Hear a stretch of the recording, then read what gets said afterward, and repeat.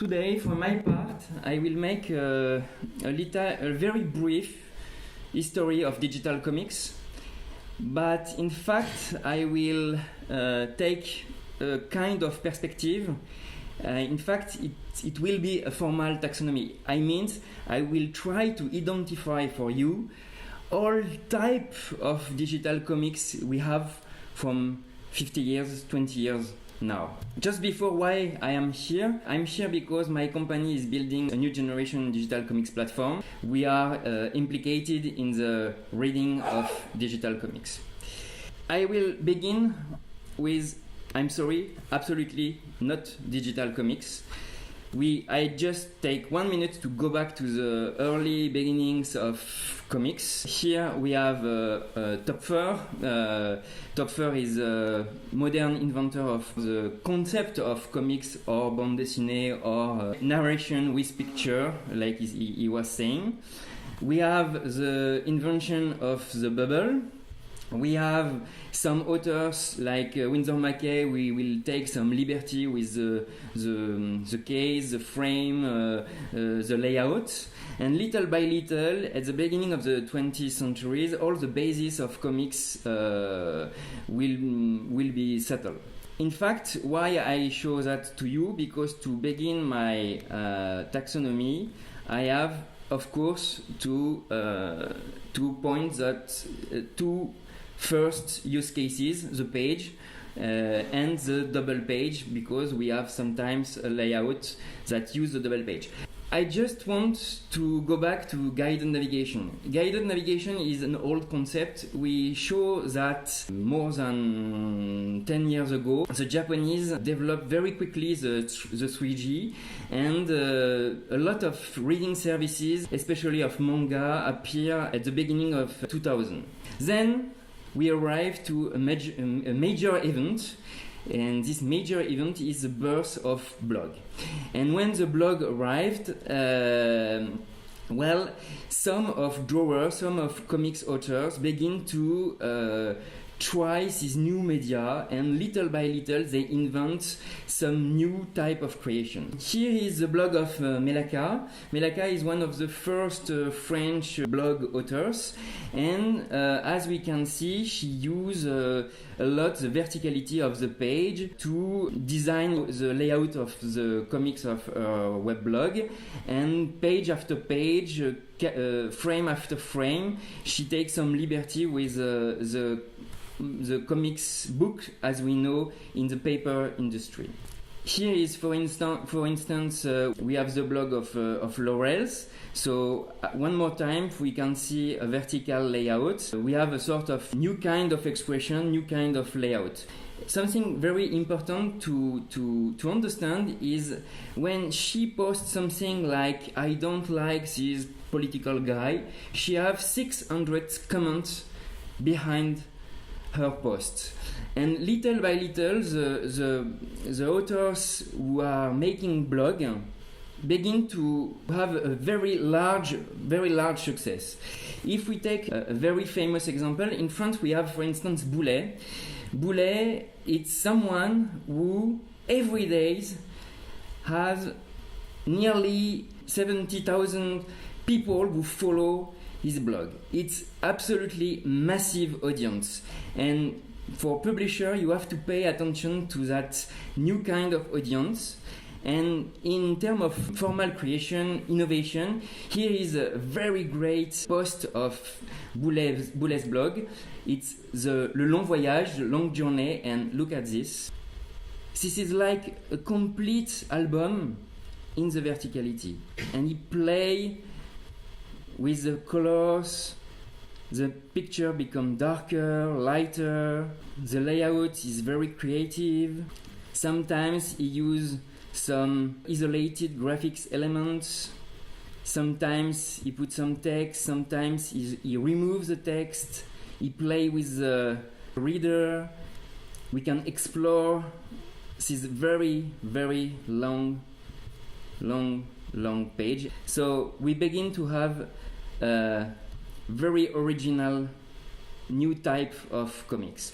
If we take, for instance, Pénélope Bagieux, she has a so big audience that when she make a post about petition on internet, before the petition we have nearly 7,000 signatures. After we have 700,000 signatures. The authors find a kind of liberty with blog. They have a direct contact with the reader. They have not to wait the printing books to receive feedbacks from readers. She immediately have a feedbacks from the readers on the web, and the blog become a very powerful media. But in parallel of that, we have no business model. We have no economy with that.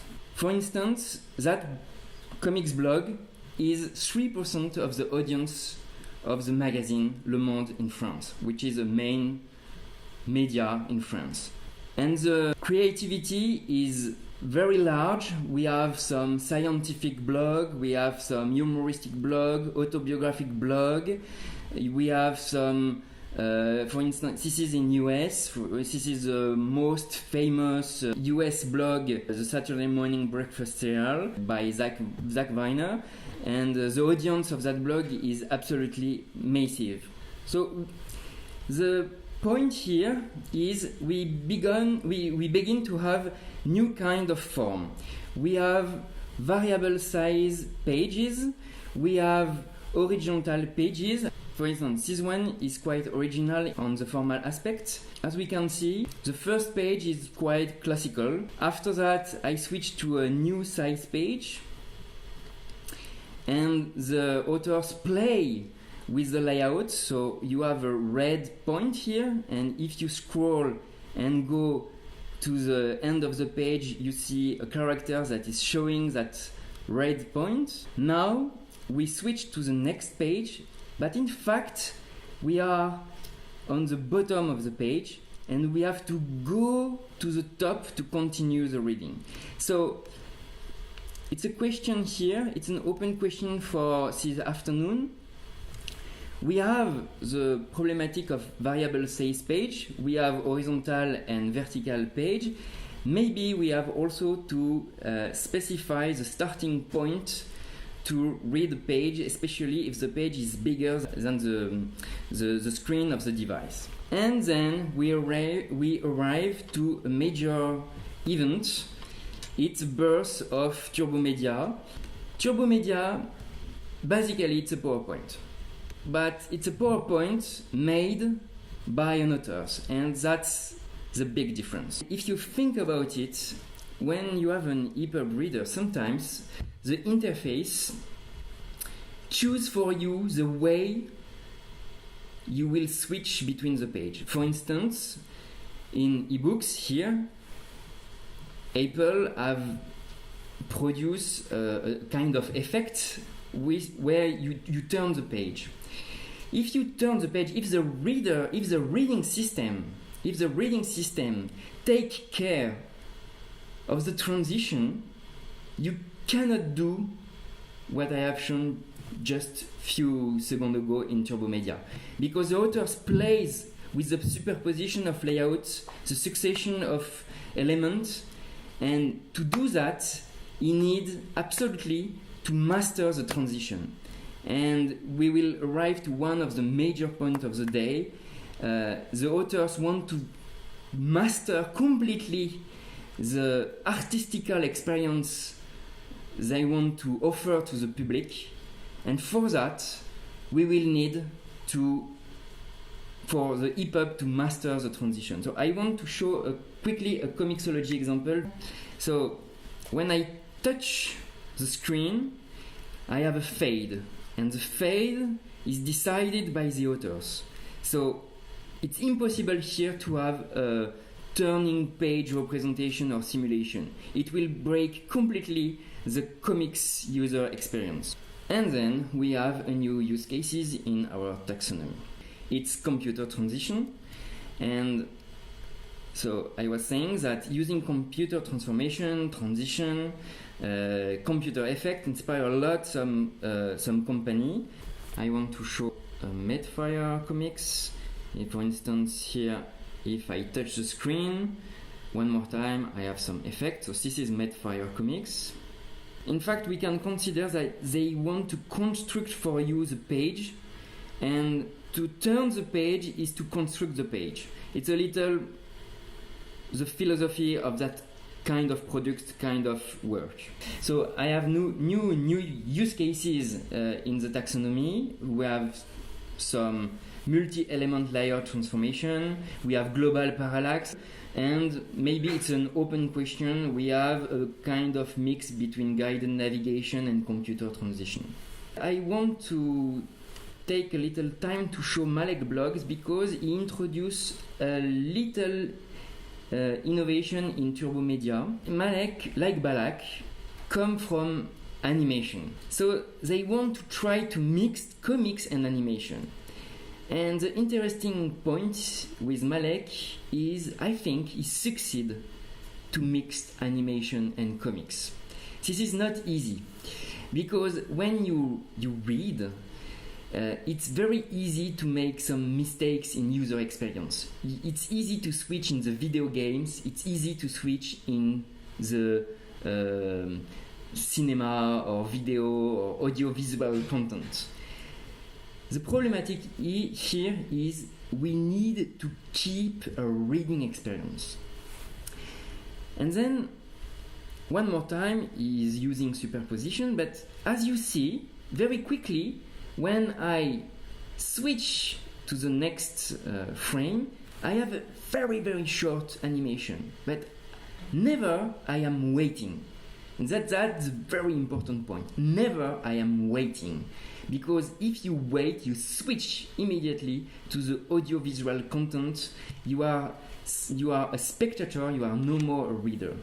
And the intelligence of Malek Turbo Media is, well, he's using animation, but there is always the possibility to go back, to go in every direction in the comics. In fact, there is two things in Malek's Turbo Media. There is loop picture, so in fact it's a non-time dependent animation, or animation transition, and he's only playing with that. And that's, I think, why the experience of Malek is very rich. So the example of Malek allow me to switch to the work we are doing in my company, especially in the research of ePub and what can be the next generation of ePub, or what the new use cases we have to solve.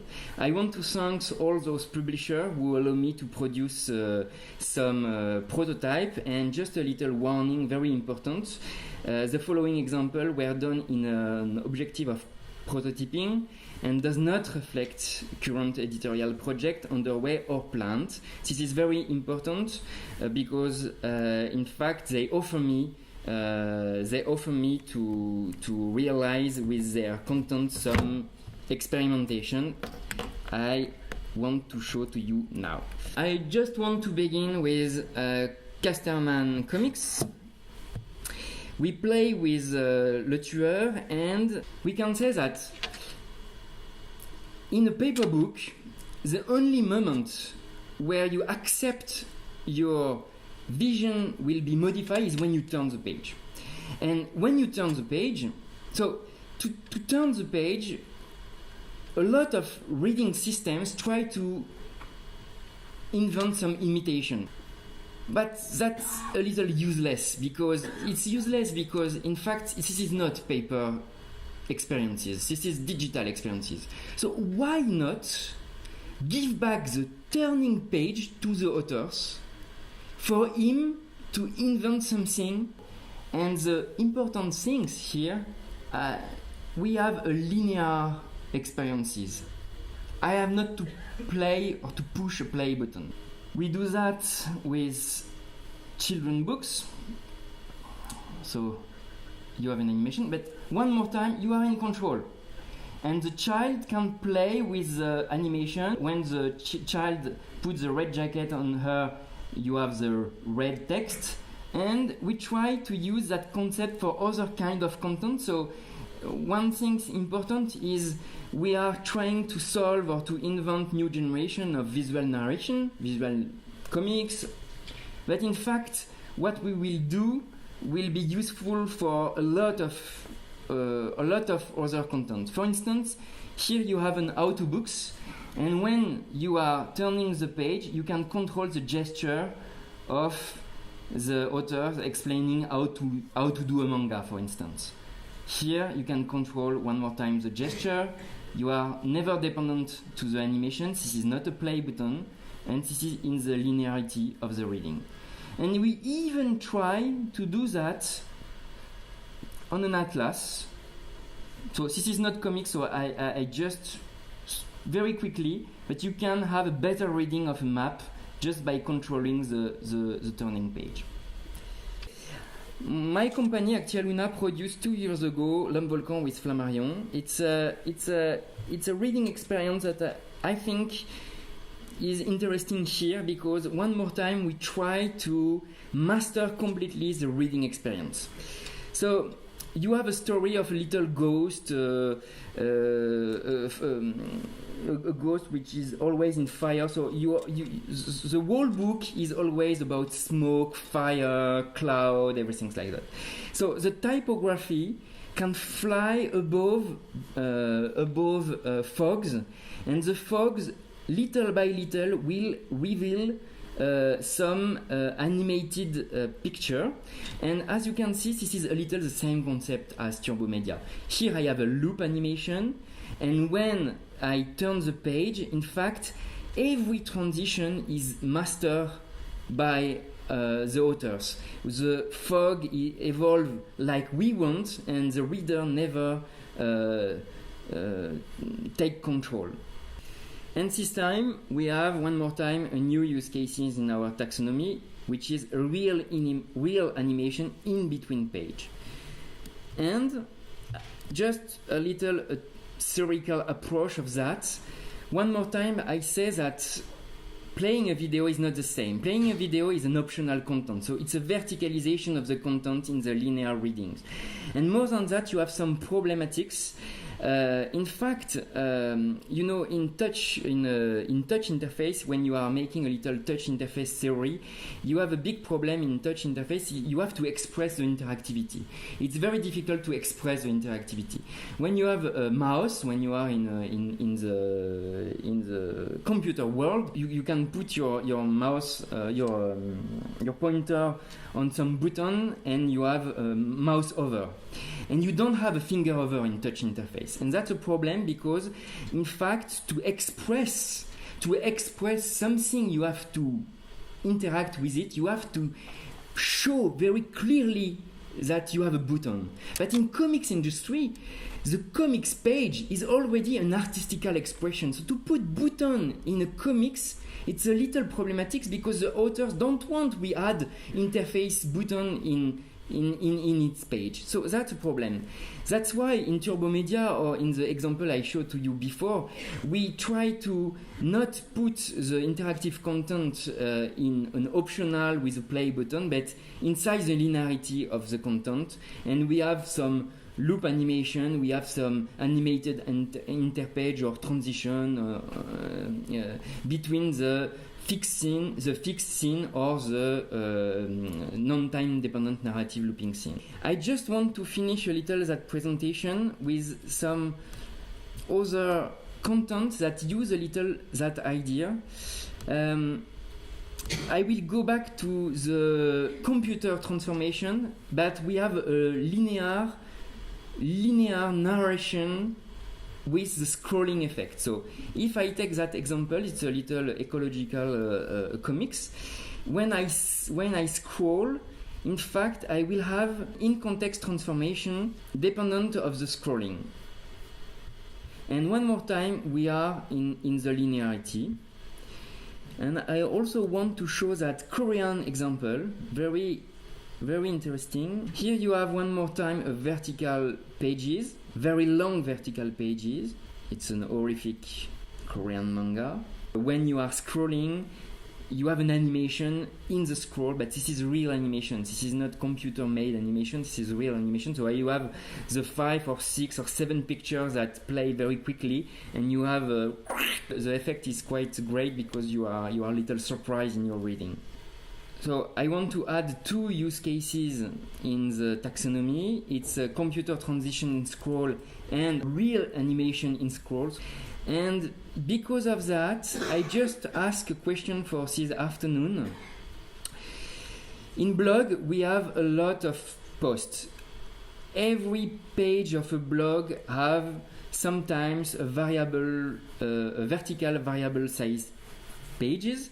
But if you want to put that in an ePub, we will have to switch between the page.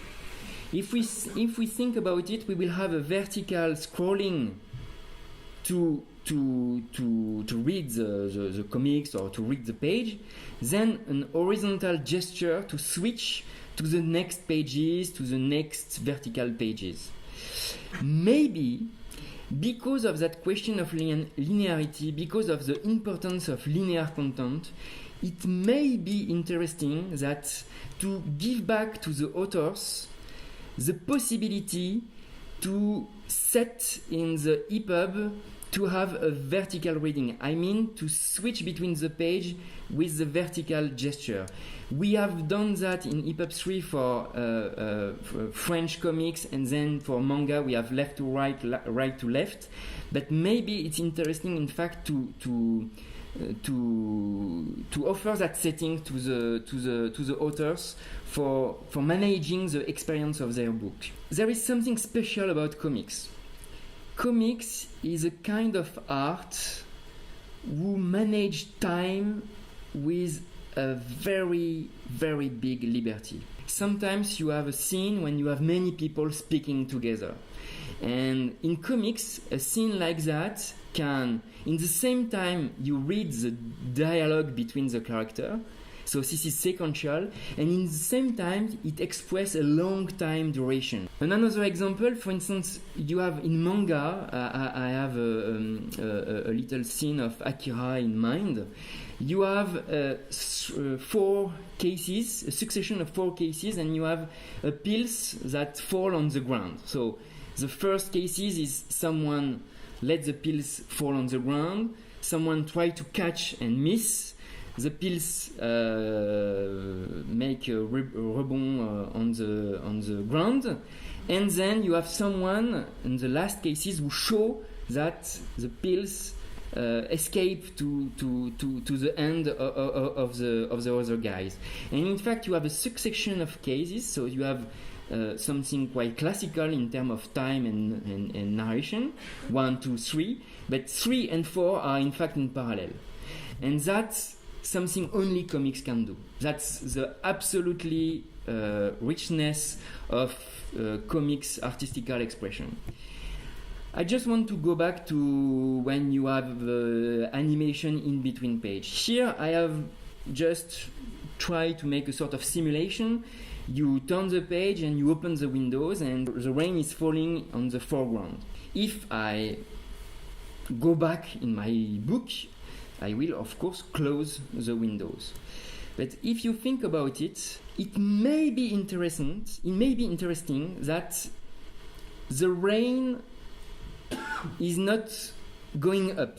I mean that the rain is always gesture free, she's always falling. The windows and the character are gesture dependent, and the background is immobile, fixed. We have here a time paradox, like in comics. And I think that with that kind of animation, that kind of transition, that kind of effect, we are still in the reading experience. We are not in the watching experience. We are not in the playing experience.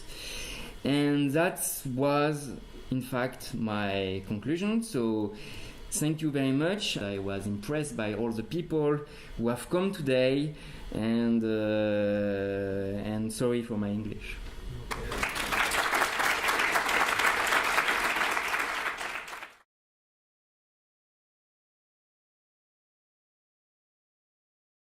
So I've tried to squeeze this into 4 points, which may not have been a good idea, but even so. So you remember that Sam's beautiful icon decorated list of missing features was way longer than 4, but there is one twist here which I'd like to introduce to you first. So there was a distinction between transitions between page turns and transitions within pages. Luke and others talked about the need to not be too dependent on the page, and I believe that we actually have an opportunity to reduce that dependency as things stands right now. So if you think about the ePub presentation as from the point of perspective of the navigation, not the physical files that make up the pages, but the actual navigation is one tree of links to various positions in the presentation. That tree of links can point to multiple physical files, or there can be one single physical file which points into fragments. Now, the concept that I think might work here is that we forget about the physical files, aka the pages, entirely, and just think about that tree of positions. And when it comes to attaching a behavior, such as a transition effect, what we attach that behavior to is a repositioning in the navigation tree, not the factual change of a file or something like that. So whenever the user requests a repositioning, and whenever that repositioning has occurred, an event is raised, which is what people say that program things, that you can attach behaviors to, right? So the first statement here in the gap analysis is there is currently no way to specify, meaning that the author can provide information about what he or she wants. There's no way to specify how to attach behaviors, such as transition effects, on A, requests to reposition, and B, on reposition completed. The highest priority behaviors, and I put this in because I heard that many times today, I don't know if everybody agrees yet, but the highest priority behaviors to attach would be fade, cut, and translation. The last one there doesn't work very well for me in English. I believe there's a better term for it.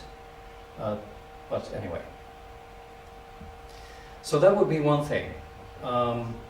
View the whole thing as a tree of navigation, which can be very rich, such as in Matthieu's demonstrations this morning, right, with lots of regions inside pages and so on, but doesn't have to be. It can also be very thin and very flat, just be a sequence of pages, if you want that. Okay. But every time a movement happens, the current position of the user moves in that tree, you have the ability to specify an effect.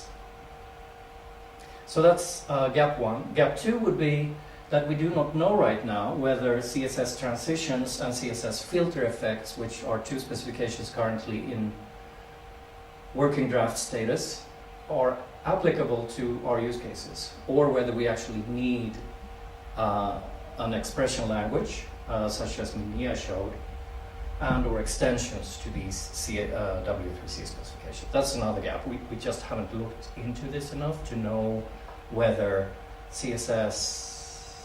should be animations and CSS filter effects do what we need. Gap 3, and this is where we were before the coffee break, it's underspecified right now how continuous scrolling presentation modes in ePub work. This is what Sam referred to as variable size pages, meaning fixed layout that has overflow, and that the author may want to have a scrolling solution to that overflow problem, including how to attach behaviors in this scenario. So typically, when we talk about navigation in ePub, there is an actual stringent, exact request that comes from the user. So take me to chapter 1, or take me to comic cell 214, right? That's like, I want to go there. But of course, in a scrolling scenario, everything becomes much more fluid, You don't know exactly where you are, and there is basically another set of events or another way of approaching to solve the eventing problem needed in scrolling, as opposed to actual dedicated navigation events. Gap 4, too limited author control of the reading system screen occupation. We have to fix this language, of course. Some of this was done in ePub 301 based on input from Japanese comics publishers, in particular Shueisha, to clarify a bit about the shadow effects around the display area and the binding area between two pages in a synthetic spread. So the ePub 301 spec, Garth, if I remember correctly, actually has harsh language about these things for fixed layout now, saying that, for example, the distance between two pages in a synthetic spread must be 0, and so on. But there's more in, and we normally call this allowing the author to express intent. There is more needed, for example, the page turn effects. If you, as per Gap 1, introduce your own authored page turn effect, a dedicated in-presentation page turn effect, of course, you want to defeat any page turn effect that the reading system has natively. And we have no way to do that today. And similarly then, with regards to navigation, it's possibly something that we want to look into. It's a huge area, but yes. When we say that a gap right now is that our control over the reading system behaviors is too limited, we include page turn effects, which is an animation on page turn. Yeah. And finally then, number 5, there's no way to express the initial viewing modes when a page is loaded, as well as initial positioning. You're not always at the top right, for example, as would be the case in Latin, but the author may want to have the initial focus somewhere else, as Matthieu talked about before. So these were the 5 gaps that I gleaned from today. Comments, suggestions, thoughts? Regarding the last bullet point, the initial positioning can actually be accomplished by hyperlink with an internal ID, only that the e-reader will scroll down to the point where you want to go. What? But I'm thinking. Well, you have area maps. Maybe the guided nav could address this, Matthieu. The guided nav could have a region of interest which wasn't. The transition will not be pretty. Well, if you're not in guided navigation, then you wouldn't know. Yeah. Right.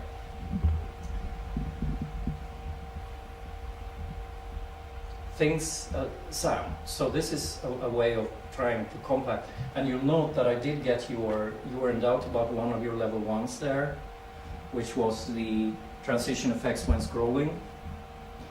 And I think it's in here. Yeah. In fact, real animation is in the not highest priority, but this is point 1, but second priority, third priority. Right. Okay. Okay. That's okay. the clarifying of the event model is sort of across all. Yeah. So basically, these are just problem statements. There is no attempt to come up with a solution, but it's for those of us that are a little bit geeky. It is clear that one thing that ePub needs to do is to clarify the event model, so that authors know exactly what events to author against. And that pertains to when you're scrolling, when the reading system loads a new page, which is, there are several temporal instances there when no events are triggered because no page is loaded, right? So it's tricky. But ePub needs to clarify this so that there is no doubt about which events should be listened to when you want to hook up an effect. For scrolling, for inter-page navigation, and for intra-page navigation. So again, in the model that underlies here, there is nothing to prevent an ePub, which contains one single fixed layout document, one spine item, which has a fixed height and a scrollable horizontal width, or the other way around, up, down, left, right, doesn't matter, which is scrolled. And then what we need to do then, of course, is to clarify how the events are triggered during the user's travel during this stream of artistic elements, or whatever somebody called it before. So we can realize that pretty easily, I think. That would be entirely done with JS and CSS, not what we call navigation in ePub. The scrolling? Well, yeah. The different events. Where, for example, for Turbo Media, I'm displaying panel 1 and then panel 2, and something over it and changing color. So we would have basically an event triggered, which means not next page, but next thing, next sequence. Right. And that would then trigger something in CSS, I guess. It's not very clear, but eventually CSS that would change what's on the screen. Right. So isn't this, I don't know, it's a bit different from what we usually do when we think about navigation. Yeah.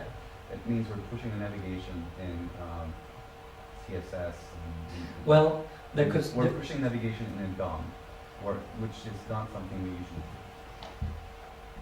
do. Right. There could still be declarative navigation for a document like this, though, because that would be a very different way of designing that. If we want to have something declarative, it's going to be, I don't know where, but it's going to be very different from what we're describing if we're using this CSS and JS. Yeah, right. Yeah, again, I don't have the design answers for all of this yet. I'm just trying to describe problems so far. I'm good at that,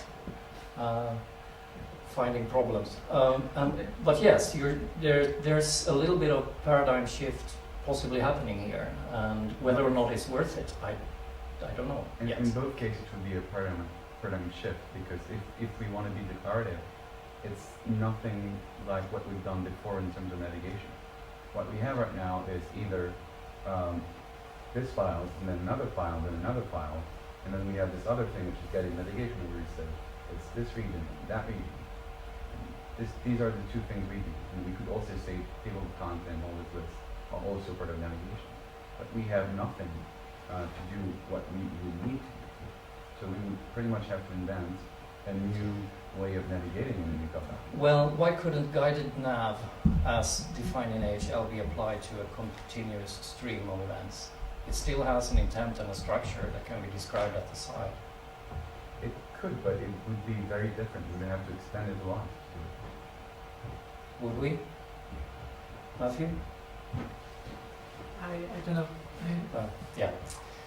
We're getting into design, which we don't have time for. The next to final question today is, do we think this is a reasonable gap analysis that takes us out of here with still rough, they need to be clarified and cleaned up in a report, but are these good enough problem statements to help us forward? That's my question. I'm not saying that they are, I don't know if they are. It's my question to you.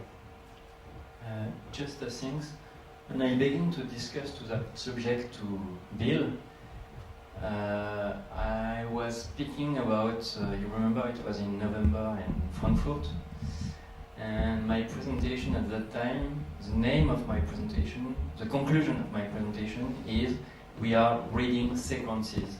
And at the end you have said that word just a few minutes ago. We have a debate on page, panel, this is page, this is not page, but in fact, what the subject of today for me, it's really a question of reading sequences. We are, the sequences is maybe the best word for that, and just a little. Sorry, this is not a technical remark, but this is just an historical remark. But remember that very famous, before Scott McCloud, very famous American comics authors, which is Will Eisner, named comics as a sequential art. So the main representative of reading sequence, of the problematics of sequence, are the comics, and a good way to englobe manga, comics, new generation, new form, turbo media, is, I think, to going back to that definition as sequential art. So this is not a technical remark, I know, but maybe the concept of sequence can apply to, because PowerPoint is a sequence, and you have transition, and you have things. Well, I'll argue that we have the concept of sequence through the navigation and through the guided nav, and people may think that the tree-ness of that guided nav is unnecessary, and others, including me, thinks it's great. But sure, there's actually, bullet one is all about that sequence thinking. Whenever you reposition yourself in the sequence, there's events that you can attach effects to, right? The only question becomes whether the sequence is well defined enough. Yeah. But yeah, there's just one major difference between guided navigation and what you call sequence. In guided navigation, it is something that I can choose to do as a reading system or as an end user. I'm not forced to do it.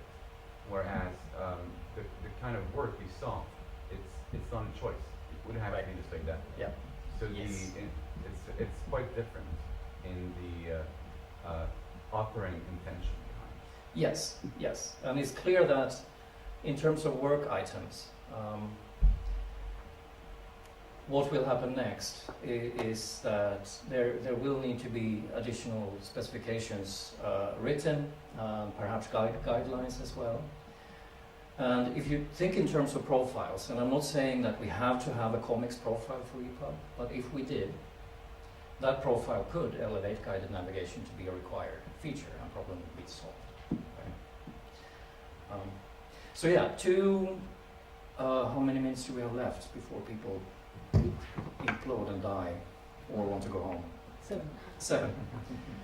More questions about the proposed problem statements.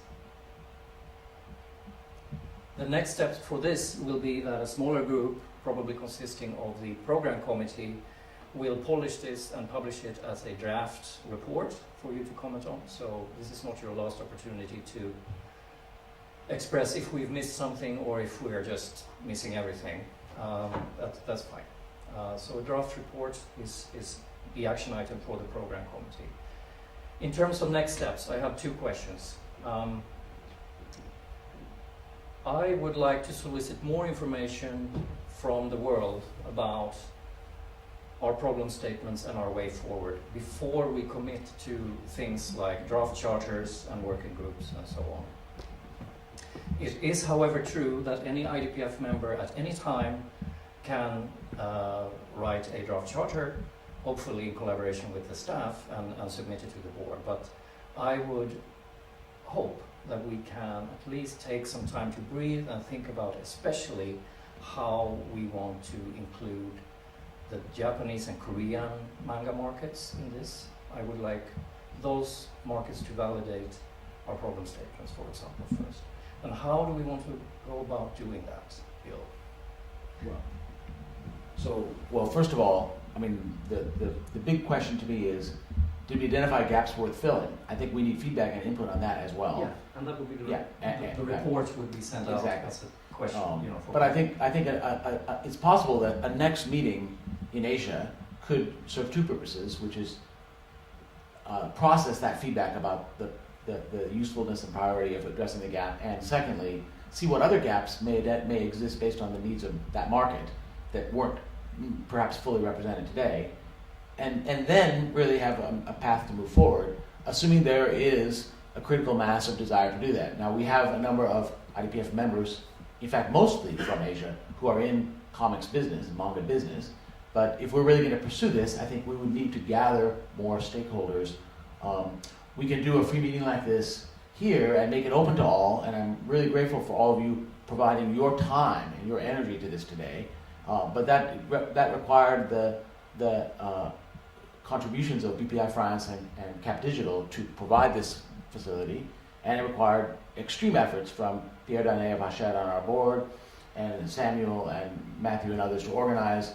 And I think to get a working group going, we're going to need IDPF members committed to really do the work to get these specs done and ready for use. So I'm hoping we have that critical mass, but that's partly up to you. If as a result of this, there are 0 new IDPF members, that will be one form of the data about whether or not this is a priority. Now, maybe it will take until we get a charter out and so on before it really, the dessert is appetizing, but I hope it will be appetizing because, again, IDPF is a volunteer-run organization. Markus is somewhat of a miracle worker, but these specs don't materialize through only that work. So. I think that it's important to maybe organize a workshop in Japan, especially. Don't forget that the Japanese market is 7 times the French market or the comics market, the US market. French and US market for comics industry are quite equivalent. So don't forget also that comics publishers are not really members of IDPF, with one exception: Japanese comics publisher, manga publisher are all IDPF members. So I think it's important to make a move in Japan or in Korea, and it may let the time to maybe think about it, or maybe not draft a charter, but as you said, draft a report or something like that. For my part, I completely agree to organize a second event in Asia, if possible. And I don't know if someone has a comment on that. But,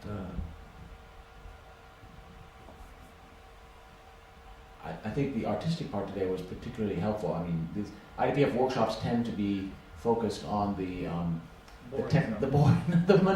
important, but yeah, the plumbing. And to me, I want to really thank those of you who are artists here and who were part of that, and those who presented and weren't able to stay.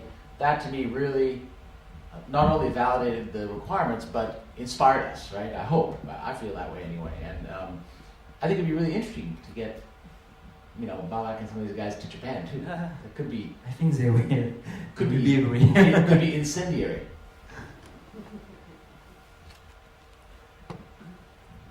So regarding Asia, I think Korea is very important because they use a lot of this vertical scrolling and a lot of these webtoons. Yeah.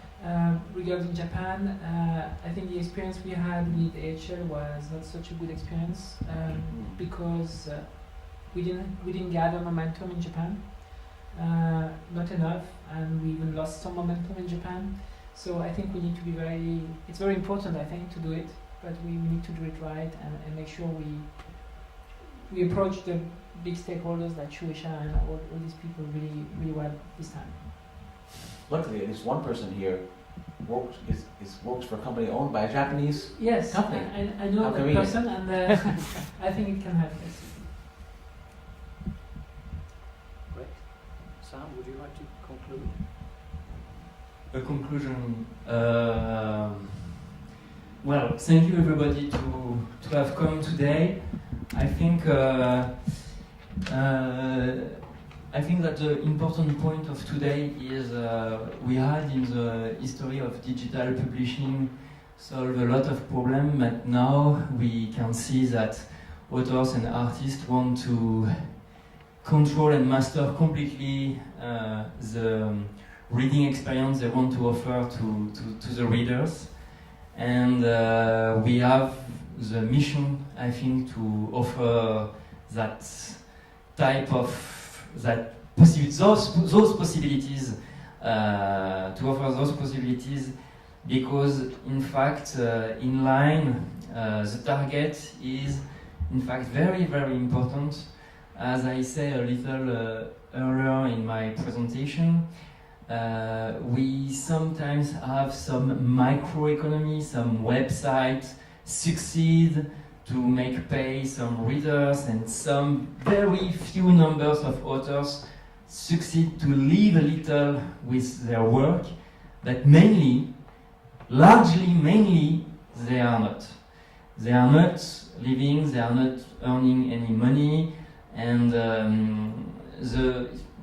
it is an economic problem. So now we have the opportunity and the chance to put all those use cases we have seen this morning inside the book industry, and this is I think this is a chance for them. This is a chance for publisher to have the possibilities to publish new kind of work, to explore new generation of digital comics, new generation of visual narrative.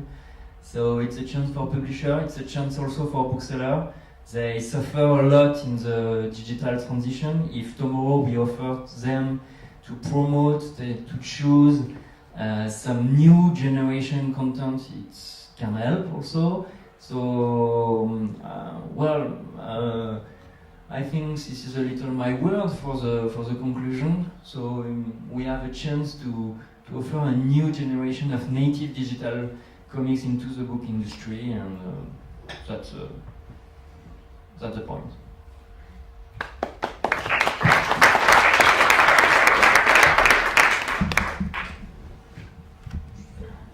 Terminé? Terminé. Ok. Merci d'être venu.